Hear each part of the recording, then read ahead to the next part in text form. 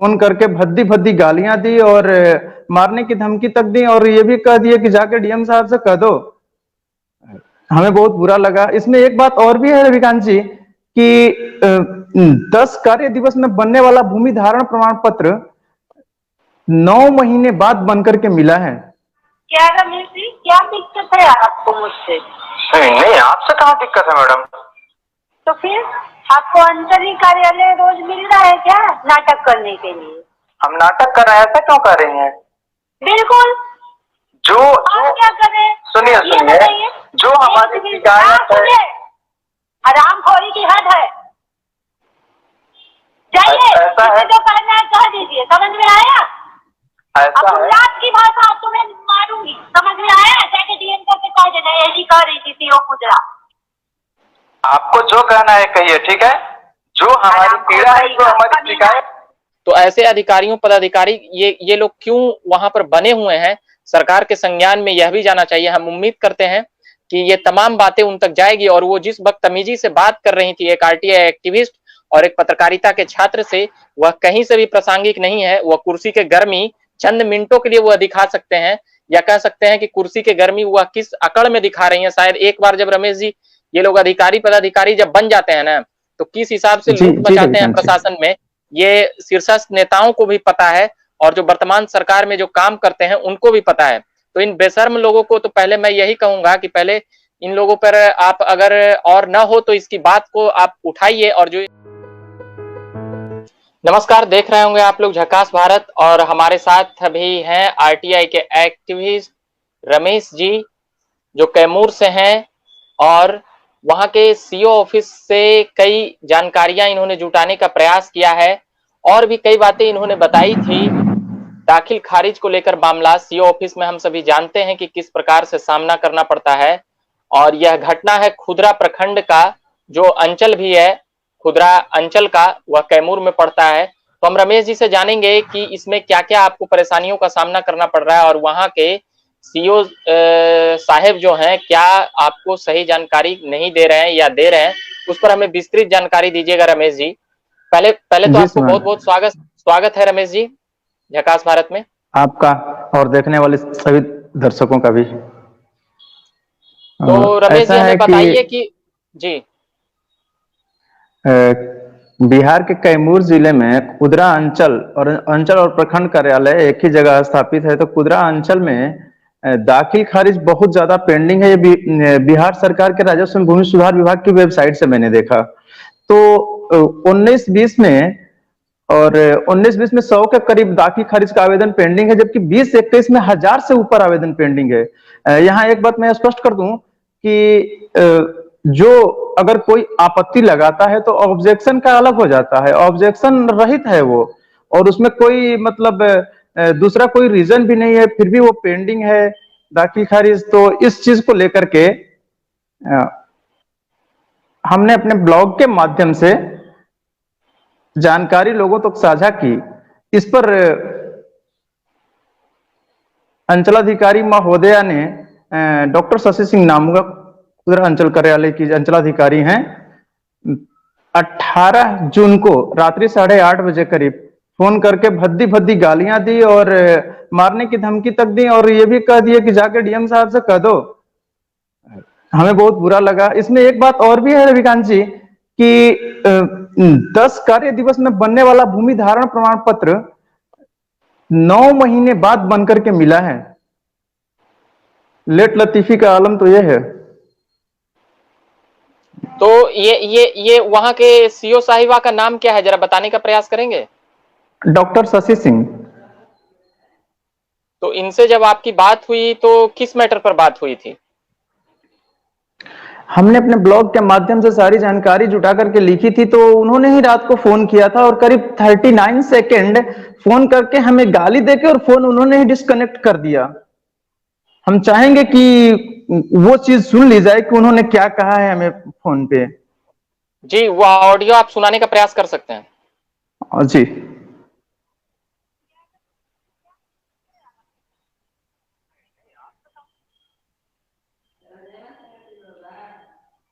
Earphone के पास लगाइए। जी जी। आपको अंचली कार्यालय रोज रोज मिल रहा है क्या ना? क्या रमेश जी, क्या दिक्कत है आपको मुझसे? नहीं नहीं, आपसे कहाँ दिक्कत है मैडम? तो फिर आपको अंचल कार्यालय रोज मिल रहा है क्या नाटक करने के लिए? हम नाटक कर रहे हैं, ऐसा क्यों कर रही हैं? बिल्कुल। जो आप क्या करें? सुनिए ये सुनिए, बताइए। जो हमारी शिकायत है, हरामखोरी की हद है। जाइए, ऐसा है। जिसे जो कहना है कह दीजिए, समझ में आया? ऐसा अब है। उल्लास की भाषा तुम्हें मारूंगी, समझ में आया? जाके डीएम से कह देना, यही कह रही थी सीओ कुदरा। आपको जो कहना है कहिए, ठीक है? जो हमारी पीड़ा है, जो हमारी शिकायत, इसमें वो खुद कह रही हैं कि जाके डीएम साहब से कह देना कि यही कह रही थी सीओ कुदरा। अब इससे अधिक दुर्भाग्य क्या है कि उसी दिन रात्रि को हमने संबंधित सभी अधिकारी को ईमेल कर दिया। हालांकि अगले दिन जिलाधिकारी से मैंने व्हाट्सएप से इस पर प्रतिक्रिया मांगी तो उन्होंने लिखा कि जांच चल रही है, और अभी तक जबकि स्पष्ट रूप से इन्होंने कहा है क्या जांच हो रही है क्या, अभी चूंकि 5 दिन होने को है अभी तक कुछ हुआ नहीं। यही तो है। बिल्कुल। जो जो ऑडियो आपने सुनाया उसमें साफ तौर पर बदतमीजी दिख रहा था सीओ साहिबा का। इनका क्या नाम हुआ सीओ साहिबा का, मैडम का? डॉक्टर शशि सिंह। कब से हैं ये वहां खुदरा में? यही करीब लॉकडाउन से कुछ ही पहले, मान के चलिए लगभग 6 महीने पहले आई है। इससे पहले राजीव जी थे, अच्छा। वो यहीं से सेवानिवृत्त हुए। उनका कैसा काम रहता था वहां? अब मिलाकर ठीक ठाक है। इनका तो मतलब एक दो और प्रतिनिधि और भी ये केस की हैं, प्रतिनिधि जो जनता की आवाज को उठाने के लिए मतलब इनसे बात कर रहे थे कि कुछ प्रतिनिधि जो हैं गांव के लोग का कि दाखिल खारिज समय से नहीं हो रहा है, शिकायत किए प्रतिनिधि। तो शिकायत के बाद थाना पे जनता दरबार लगा था, उसमें वो शांति समिति की बैठक थी। उस टाइम उन्होंने स्पष्ट रूप से कह दिया कि नहीं ऐसा कुछ नहीं है और आप गलत काम करते हैं, और सीओ मैडम ने उन पर केस कर दिया सिर्फ ये पूछने पर कि दाखिल खारिज जनता का पेंडिंग रहता है। तो थोड़ा इसमें अब वो जांच का विषय है, उस विषय में तो हम कह नहीं सकते कि क्या सही है क्या गलत है। एक चीज और है कि इस संबंध में हमने लोकायुक्त को और बिहार मानवाधिकार आयोग को भी निबंधित डाक से सूचना दे दी है कि हमारे साथ ऐसे ऐसे किया जा रहा है। तो वो लोग क्या बोले? अभी तक तो निबंधित डाक से सर सूचना मतलब शिकायत की है, तो अभी तक तो कोई उधर से रिप्लाई आया नहीं, चूंकि 2 दिन पहले हमने किया है। अभी 2 दिन पहले आपने किया। तो ये जो व्यवहार था, ये जो सीओ ऑफिस और ये शशि क्या बताया नाम इनका, madam? Doctor Shashi Singh. Doctor Shashi Singh ji. Shashi Singh का जो ये व्यवहार था आपके साथ, इसको आप किस हिसाब से लेते हैं? आम जनता की आवाज को उठाने के लिए और अपनी सभी फाइलों को जो दबी हुई है जिसे पब्लिकली जनाने पर इन्होंने बहुत ज्यादा मतलब टॉर्चर किया है। एक तरह से कहिए तो शारीरिक, मानसिक, आर्थिक, मतलब हर तरीके से हमें ये प्रताड़ित करना चाहिए। सोच रहे हैं कि कोई आवाज ना उठाए, यहाँ जितना जो पेंडिंग है जैसे हो वैसे ही रहे। हालांकि वेबसाइट पे वो स्पष्ट देखा जा सकता है कि जिले में सबसे अधिक पेंडिंग कुदरा अंचल का है। इसमें एक बात और हम स्पष्ट करना चाहेंगे, जितना कुदरा अंचल की आबादी है उतना ही चैनपुर अंचल की आबादी है। कैमूर जिले में ही चैनपुर अंचल है, वहां एक भी पेंडिंग नहीं है। अगर आबादी की दृष्टि से बात की जाए कि वहां की इतनी आबादी है और इतने लोग दाखिल खारिज का आवेदन देते हैं तो इतना पेंडिंग, तो ऐसा कुछ नहीं है। जिला मुख्यालय में भी इनसे कम है, अनुमंडल मुख्यालय का भी अंचल है, वहां भी कुदरा अंचल से दाखिल खारिज कम है। तो हमारी शिकायत है, ये आम जनता की शिकायत है। हमने देखा कि दाखिल खारिज के बहुत सारे केस पेंडिंग रहते हैं, तो यही हमने अपने ब्लॉग के माध्यम से लिखा था। तो उन्होंने हमें मतलब उल्टा सीधा बोला, बहुत अभद्र बात बोली है। तो अब इनको क्या किया जाए? जब ये अधिकारी बन जाते हैं और ये अधिकारी जो मनमानी करने लगते हैं, और आप एक आरटीआई एक्टिविस्ट के नाते कब से काम कर रहे हैं रमेश जी? करीब 5 साल पहले से हम राज्य में और केंद्र में सरकार की जो योजनाएं हैं जो जनता तक नहीं पहुंच पाती या फिर पात्र लाभुक को जो लाभ नहीं मिल पाता, उसके लिए हम सूचनाएं की मांग करते हैं और डाटा इकट्ठा करके और हम पब्लिक में उसको सार्वजनिक करते हैं। और हम नालंदा खुला विश्वविद्यालय से पत्रकारिता एवं जनसंचार के छात्र भी रह चुके हैं। यह हमारा 2य वर्ष है, फाइनल ईयर का। तो खबरों के माध्यम से लोगों को हम जनाते हैं कि ये चीज है, उसी के लिए हम सूचना लगाते हैं और सूचना का भी काम करते हैं, आरटीआई कार्यकर्ता भी हैं। बिल्कुल। तो आरटीआई कार्यकर्ता भी हैं रमेश जी, और पत्रकारिता के प्रशिक्षु छात्र भी हैं अभी।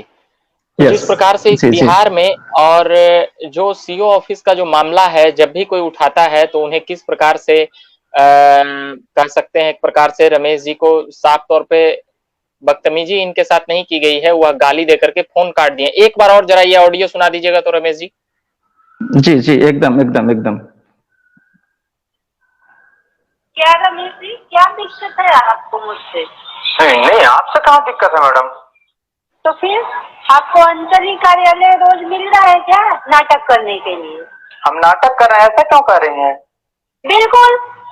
जो क्या करें? सुनिए, जो हमारी शिकायत है, हरामखोरी की हद है। जाइए, जो कहना है कह दीजिए, समझ में आया? ऐसा है, रात की भाषा आपको मैं मारूंगी, समझ में आया? जाके डीएम करके कह देना, यही कह रही थी सीओ कुदरा। आपको जो कहना है कहिए, ठीक है? जो हमारी पीड़ा है, जो हमारी शिकायत, यही है सुमन। इसमें इसमें रविकांत जी, इसमें एक बात हम और स्पष्ट करना चाहेंगे। इससे पहले, इससे एक दिन पहले, ये 18 तारीख की बात है, 17 तारीख को इन्होंने फोन करके हमें बोला था कि सिर्फ अंचल कार्यालय पर ही आरटीआई लगाते हो, बाकी कार्यालय से तुम डरते हो क्या? हमने नहीं मैडम, हमें जहां से सूचना चाहिए होती है वहां हम लगाते हैं। तो बकायदा उन्होंने नाम रख के कहा कि इस कार्यालय पर क्या लगाए, क्या मिला।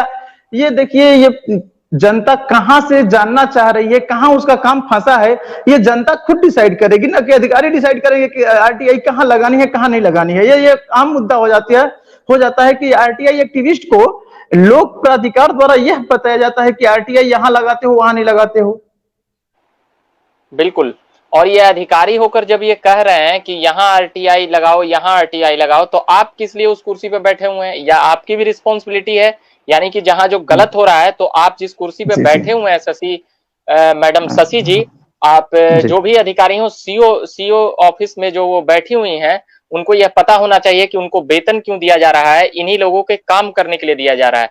मगर उल्टे जब आरटीआई का राइट जो जानकारी लेने के लिए ही आप उनसे इन्फॉर्म किए होंगे ना रमेश जी, सूचना मांगने के लिए जो डाटा होता है ऑफिस में। जब इन्होंने रमेश जी ने सूचना मांगने का काम किया, तो ऐसे अधिकारियों, पदाधिकारी ये लोग क्यों वहां पर बने हुए हैं, सरकार के संज्ञान में यह भी जाना चाहिए। हम उम्मीद करते हैं कि ये तमाम बातें उन तक जाएगी। और वो जिस बदतमीजी से बात कर रही थी एक आरटीआई एक्टिविस्ट और एक पत्रकारिता के छात्र से, वह कहीं से भी प्रासंगिक नहीं है। वह कुर्सी के गर्मी चंद मिनटों के लिए वह दिखा सकते हैं, या कह सकते हैं कि कुर्सी के गर्मी वह किस अकड़ में दिखा रही है। शायद एक बार जब रमेश जी ये लोग अधिकारी पदाधिकारी जब बन जाते हैं ना, तो किस हिसाब से लूट मचाते हैं प्रशासन में, ये शीर्षस्थ नेताओं को भी पता है, और जो वर्तमान सरकार में जो काम करते हैं उनको भी पता है। तो इन बेशर्म लोगों को तो पहले मैं यही कहूंगा कि पहले इन लोगों पर आप अगर और न हो तो इसकी बात को आप उठाइए, और जो ये धमकी दे रहे हैं कि हम किनको, डीएम साहब को कह देंगे, जाके डीएम साहब से कह दीजिए। मतलब डायरेक्ट अंचल अधिकारी कह रही हैं, चूंकि इनके वरीय पदाधिकारी होते हैं, जिले के वो हेड होते हैं ना जिलाधिकारी, तो जाकर जिलाधिकारी से कह दीजिए। रमेश जी, मैं उम्मीद करता हूं कि आप डरेंगे नहीं और इस मामला को और इस मुद्दे को उठाएंगे कि ऐसे बात, पहले तो इन लोगों को जो कम्युनिकेट करने का जो तरीका है वो बदलना होगा। इन्होंने जो जिन शब्दों का इस्तेमाल किया है रमेश जी, ये कोई छोटी मोटी बात नहीं है।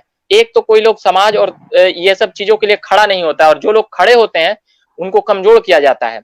और मैं ऐसे लोगों को कमजोर नहीं होने दूंगा। यहाँ एक बात हम और कहना चाहेंगे, हमने एसपी साहब को आवेदन के साथ, मतलब एसपी साहब से हम जब मिले तो एसपी साहब ने यह कह दिया कि आपको राइट नहीं होता है कि किसी अधिकारी का आवाज रिकॉर्ड करें। तो श्रीमान, हमें यह नहीं पता चलता कि अधिकारी हमें गाली दिए हैं या मतलब अभद्र भाषा का व्यवहार किए हैं, हमारे पास रिकॉर्डिंग नहीं होगा तो सबूत क्या होगा फिर?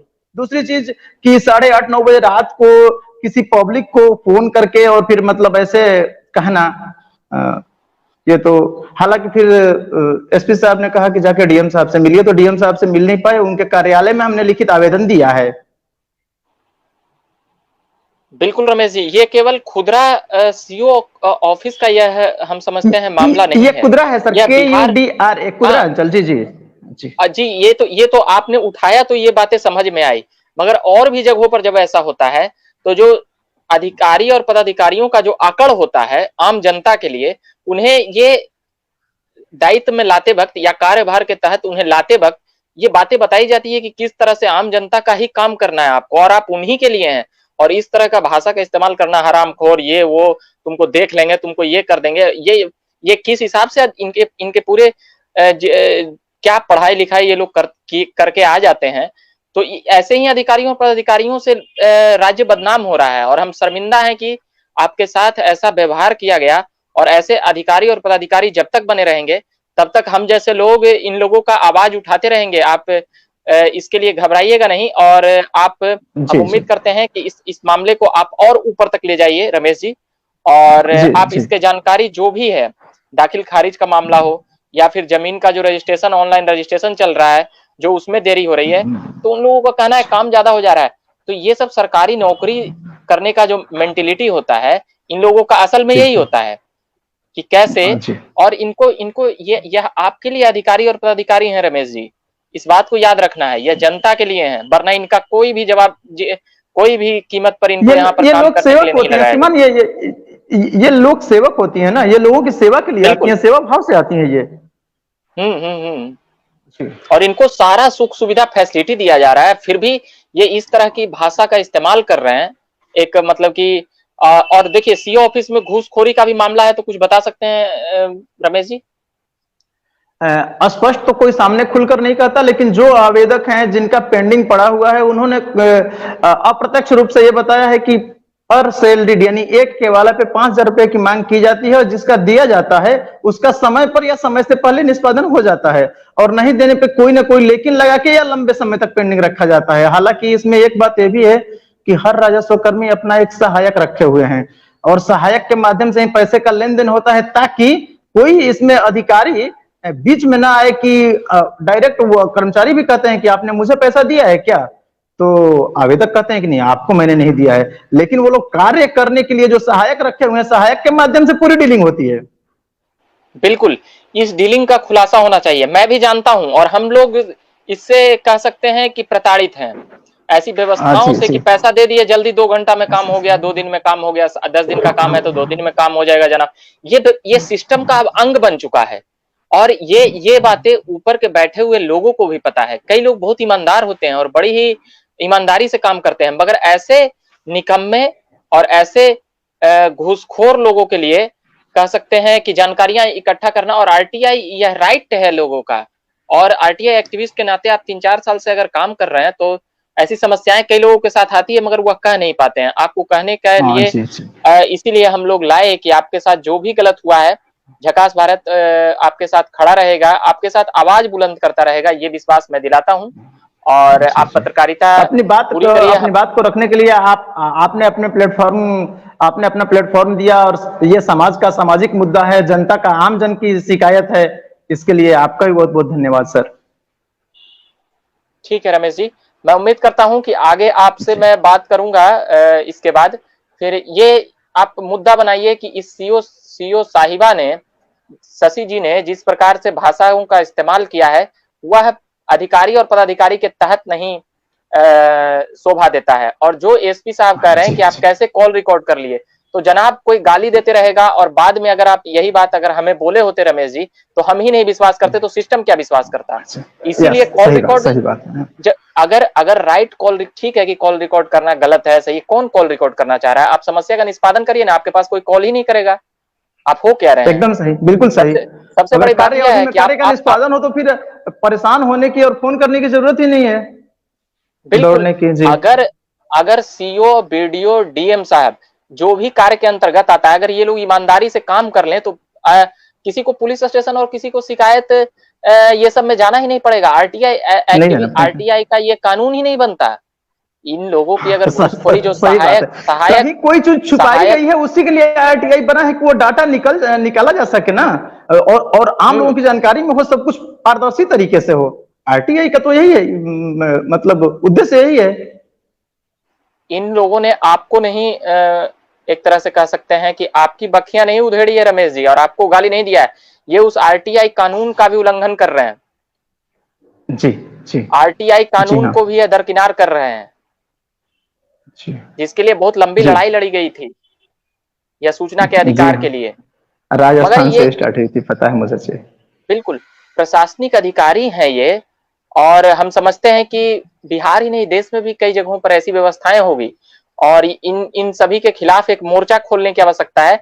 अब आम लोगों से, आम जनता से, और जो पत्रकारिता के खास करके छात्र हैं उनके साथ इस प्रकार से जानने का अधिकार है भाई। हम पत्रकारिता के छात्र न भी होते, हम ठेप्पा मार भी होते, तो भी ये हमें जानने का अधिकार है कि आपके कार्यालय में क्या हो रहा है, नहीं हो रहा है, आरटीआई संवैधानिक के अधिकारी है तो तहत। संविधान के तहत है। हाँ जी जी जी हाँ आरटीआई इसीलिए बनाया गया था।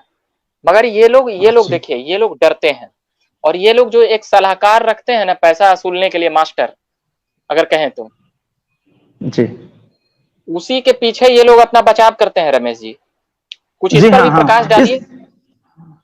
नहीं तो डायरेक्ट तो वो लोग अभी अधिकारी भी आते हैं तो डायरेक्ट तो कर्मचारी इस हिसाब से बच जाते हैं कि हमने कभी किसी से पैसे की मांग नहीं की।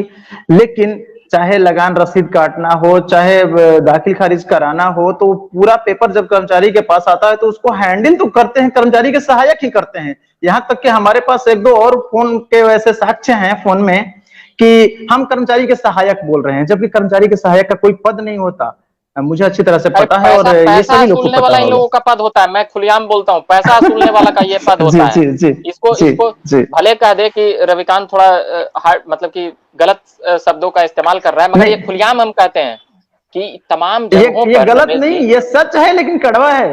रविकांत जी ये गलत हाँ, नहीं, ये सच है अब और कल कड़वा है। कल ये गलत कल नहीं है। होकर ये सब हम ही को कह सकता है कि इस लड़के ने गलत बयानी किया है प्रशासनिक अधिकारी। भाई प्रशासनिक अधिकारी अगर घूस लेंगे तो उसको घूसखोर कहा जाएगा ना। एकदम एकदम एकदम जी, कहें या नहीं कहें घूस लेने वाले को, आखिर क्या कहा जाए बताइए एकदम आप ही। एकदम एकदम एकदम अपनी बात तो रखी अगर जाएगी ना सर, जो अगर हकीकत है, जो ऑन हमने देखा है वो। दाखिल खारिज का समय अवधि क्या होता है रमेश जी? मतलब 45 ये, डेज होता है ये। तो ये साल 45 साल भर कार्य कैसे दिवस लगे? होता है अगर कोई आपत्ति लगाता है तो। और 2-2 साल तक पेंडिंग रह गया है, जैसा कि हमने शुरू में ही बताया है कि 19-20 का 100 से ऊपर आवेदन अभी पेंडिंग है, 2 साल पुराना। 20-21 का 1000 से ऊपर आवेदन पेंडिंग है, और ये 21-22 वित्तीय वर्ष चल रहा है, इसका तो मोटेशन हो रहा है। तो जो अब पीछे का अब अब, पेंडिंग अब रह गया, समझिए, अब वो लोग पैसा लेके दौड़ रहे हैं कि हमारा थोड़ा सा कम करके कर दीजिए, देखिए हमारा कर दीजिए, यही है। अभी लोग बचेंगे कैसे बताते हैं रमेश जी? कोरोना महामारी का बहाना कर लेंगे, कार्यालय बंद हो गया। अरे भाई आपको वेतन नहीं मिल रहा है इसके लिए, आप वेतन छोड़ दीजिए। कोरोना महामारी में आप तक वेतन नहीं पहुंची है, नहीं आप नहीं ईमानदारी से वेतन छोड़िए। रविकांत जी, इस पे हम एक मिनट, इस पे भी हम थोड़ा सा इस बारे में भी बता देते हैं कि जी सिर्फ 45 कार्य दिवस अगर किसी ने आपत्ति लगा दी है तो उसको निष्पादन करना है आपत्ति में। तो 45 कार्य दिवस तो 2 साल में कभी भी मिल जाएगा। ऐसा नहीं है कि 2 साल लगातार लॉकडाउन लगा है, ऐसा तो नहीं है। बिल्कुल बिल्कुल। जी तो हम उम्मीद करते हैं, इसीलिए ना 45 दिन किया गया है काम। तो ये बहुत ही कम समय अवधि के लिए है, मगर 45 दिन अधिक से अधिक होगा। अधिक से अधिक है कि अगर कोई आपत्ति लगाता है, जैसे कि जमीन बेचने वाला का परिवार अगर कोई लिख देता है कि नहीं इसमें हमें आपत्ति है, तो आपत्ति सहित उसका निष्पादन कर देना है, आपत्ति का भी और दाखिल खारिज का भी। 45 डेज ये बिल्कुल है, मतलब बिल्कुल। मैक्सिमम, अधिकतम है वो। लेकिन यहाँ तो 2-2 साल तक पेंडिंग रहता है, तो यही है सर। हाँ, और इसमें इसमें यह भी होता होगा कि पैसा दीजिए तो जल्दी काम हो जाएगा। नहीं नहीं, निर्धारित समय के अंदर कार्य हुआ है। हमने डाटा भी देखा है इंटरनेट पर कि अब जिनका हुआ है, जिन्होंने पैसा दिया है, वो खुलकर तो सामने कह नहीं सकते ना, कहते, लेकिन दबी जुबान से पीठ पीछे कहते हैं कि हमने करा लिया है, हमने करा लिया है, पावर से, पैरवी से, पैसा से, पहुंच से, जैसे भी हमने करा लिया है। और जो चलिए पैसा नहीं देता आपने है, जिसकी पहुंच नहीं होती है। जी चलिए रमेश जी, आपने इतनी जानकारी दी, और आपके साथ जो भी गलत हुआ है, हम उम्मीद करते हैं कि ऐसे अधिकारी और पदाधिकारी आकर इन्हें क्यों आखिर पद पे रखा जाए, इस बात पर प्रश्न चिन्ह खड़ा हो गया है। जब लोगों की समस्या का ये निष्पादन नहीं कर सकते हैं तो उस जगह पर रहने के लिए इनको राइट नहीं बनता है। और हम उम्मीद करते हैं कि इन जैसे अधिकारी और पदाधिकारी पर कार्रवाई होनी चाहिए, क्योंकि आरटीआई की जब एक्टिविस्ट के साथ जब इस तरह से व्यवहार होगा और पत्रकारिता के छात्र हैं तो फिर ऐसा व्यवहार होगा तो यह क्षमा प्रार्थी नहीं है, ऐसे बचना नहीं चाहिए ये लोग अधिकारी पदाधिकारी। ठीक है रमेश जी, मैं बहुत बहुत धन्यवाद कहूंगा कि आपने समय दिया। आपका भी, आपका चैनल का भी धन्यवाद।